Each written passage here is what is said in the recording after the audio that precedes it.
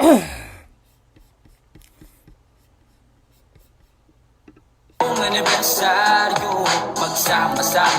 mga kapatid, ngayon ako'y may problema, medyo nabibingi yung kaliwang tenga ko. Parang malakas na ring. Pagka pinututo ko yung cellphone sa kaliwang tenga ko, para lang siyang garal-gal na tunog na mahina. Pero sa kanan malakas. Tapos na high blood ako kahapon. Tumaas yung dugo ko. Hilong-hilo ako, hindi ako nakapasok. Ngayon baka hindi rin ako pumasok.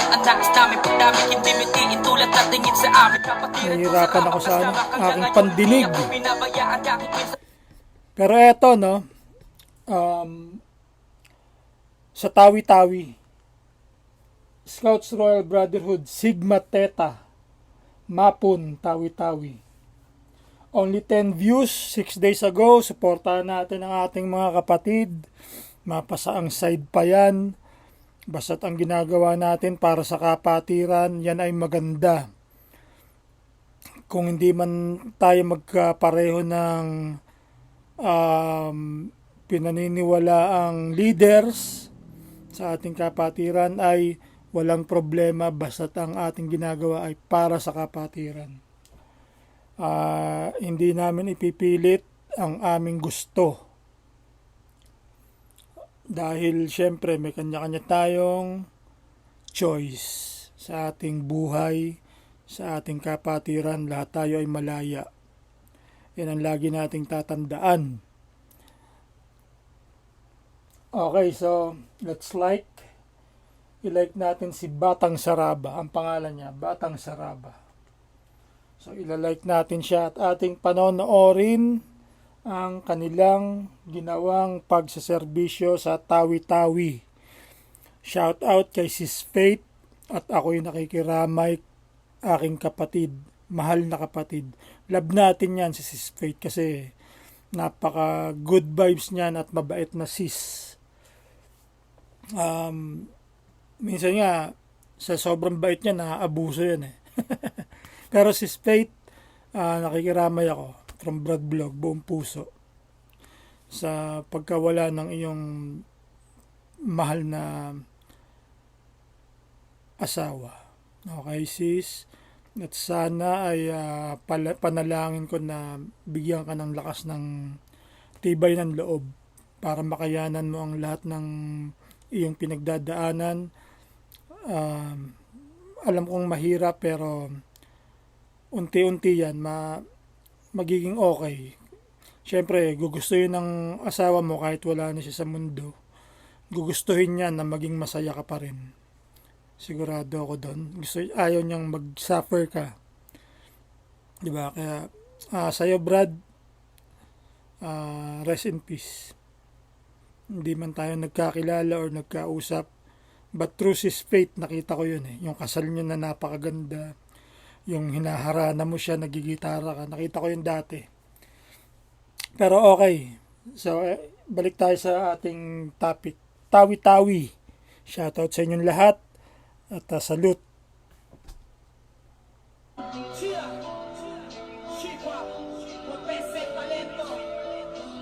Featuring Scouts Royal Brotherhood 1975 BST Protection. Listen, mic check.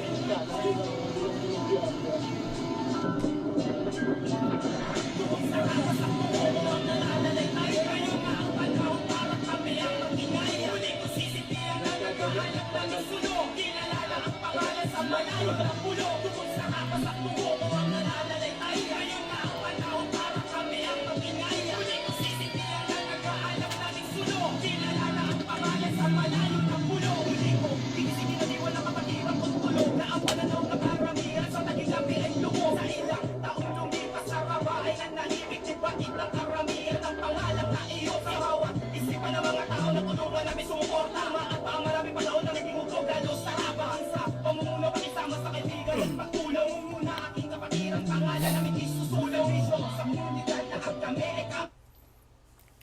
Parang ang sarap mag-visiting sa Tawi-Tawi, no? Kasi yung lugar niya napakaganda.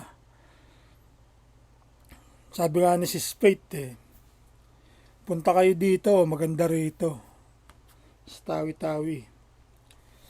At pinakita sa akin ni si Spate yung mga lugar sa Tawi-Tawi, napakaganda.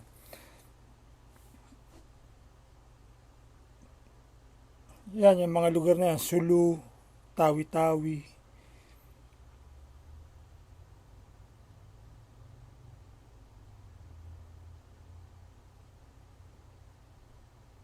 Ang malayo na ulo, ilang kapatid na ang lumisan, ilang siklong ang daan, nananatilis noong rapat na lakas na pagpakiran, at hindi man lang lamig ang init sa amin nagpupot, walang sawang magbigay servisyo, sinelas pa ng putpol, mula September 1975 hanggang ngayon sa kasalukuyan, di na mabilang ang mga. So ayun, nagsiservice sila, mukhang maglilinis sila sa isang ay hindi.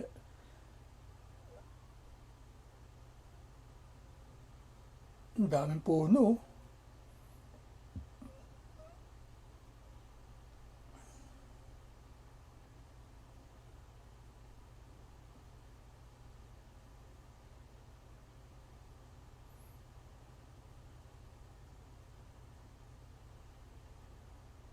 So kitang-kita sa damit kung saan sila napapabilang na gobyerno sa National Council.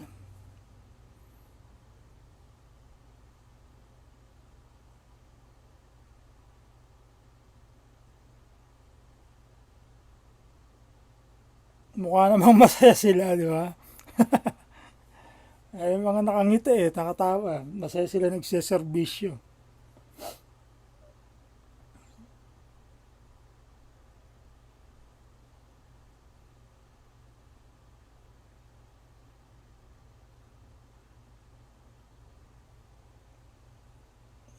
Sabi mga sis mo nagalaro. Sana all. Hoy!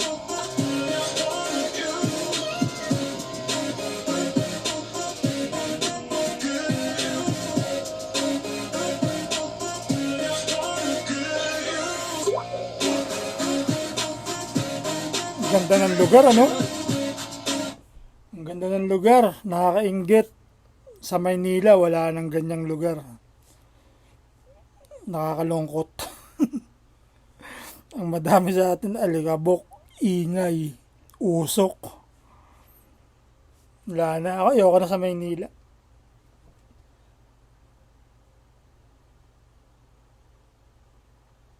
Parang gusto ko tumira sa sa yung lugar siya ng Benguet sa baba ng bundok. Nakalimutan ko na kalimutan ko na yung lugar Pero kasi nung papunta kami sa Hagdan Palayan, doon kami napadaan yung lugar na yon. Ang ganda ng lugar kasi paanan siya ng bundok Kaya napakaganda. Pero Benguet pa rin siya na parte. Nakalimutan ko lang yung pangalan ng lugar.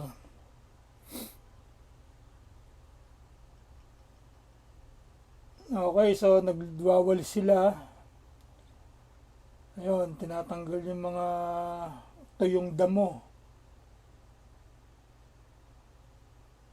Pag nalinis yan, ganda lalo ng lugar na yan.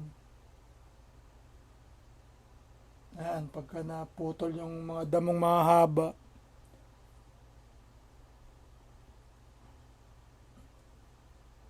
Tapos dapat dyan merong kalaykay. Para ayun.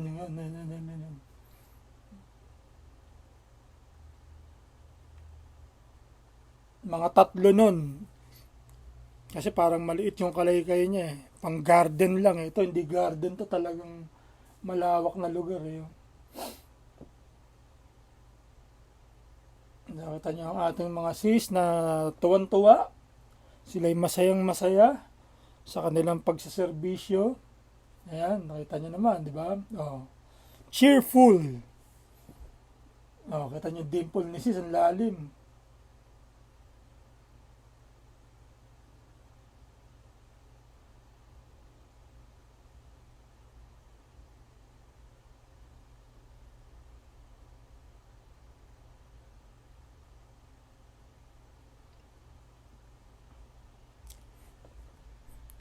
Sino kaya leader nila dyan sa Tawi-Tawi? Si Ting Panting?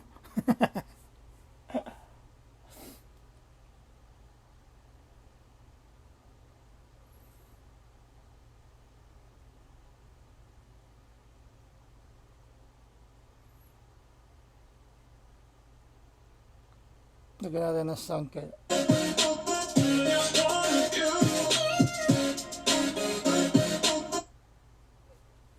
Lagyan natin ng magandang sound. District Council, Epsilon New Chapter Signal Village Taguig, SRB Time 1 Alumni Association, SRB Maka Muntinlupa Alumni Association, Falcon Chapter Marikina, Delta Sigma Negros Provincial Council, LPC Laguna Provincial Council, at National Council, the highest governing body.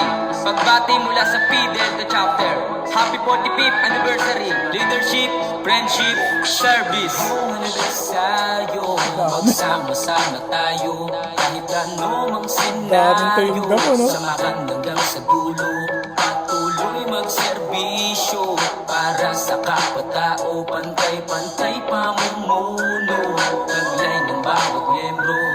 Ngayong anibersaryo, magsama-sama tayo, kahit anumang senaryo, samahan hanggang sa dulo, patuloy magserbisyo, para sa kapatao, pantay-pantay pamumuno, taglay ng bawat miyembro.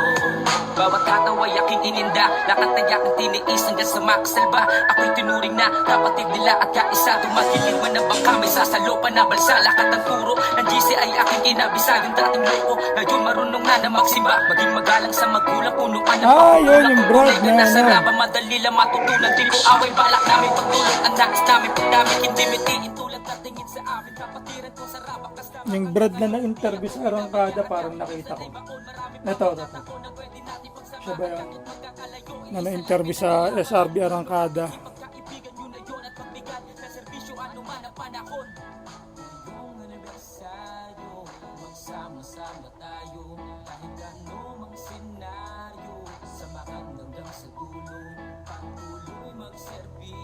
So nakakahilo yung nagbibideo. No? Ay, parang inulit ah.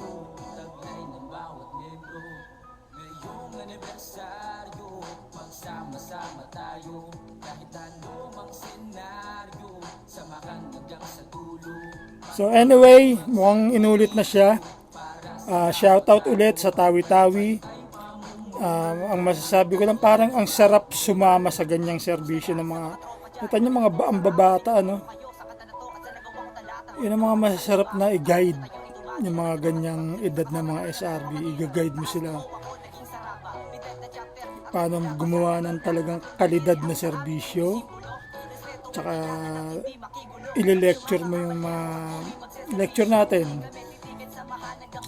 natin ng maganda sa mga ganyang edad. Talagang okay, yung mga papasok, yung hazing, alisin nyo na yan.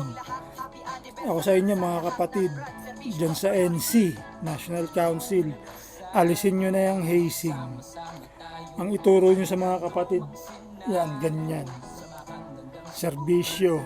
Tapos yung lecture, ang daling isa puso niya kahit walang palo. Madaling ituro sa mga kapatid. Basta't consistent ka sa pagtuturo. Kailangan masipag din ang nagtuturo. Sakripisyo. Para maturuan mo. Para yung mga teacher, di ba? Ang tindi ng sacrifice niyan. Kahit sabihin yung may sweldo yan, hindi sapat ang sweldo ng teacher sa atin para kahit sa ibang bansa eh. Kasi yan, biro mo, ikaw ang nagtuturo sa maraming bata. Di ba? So, yung sacrifice niyan, kailangan lang i-appreciate natin ng maganda, ng tama.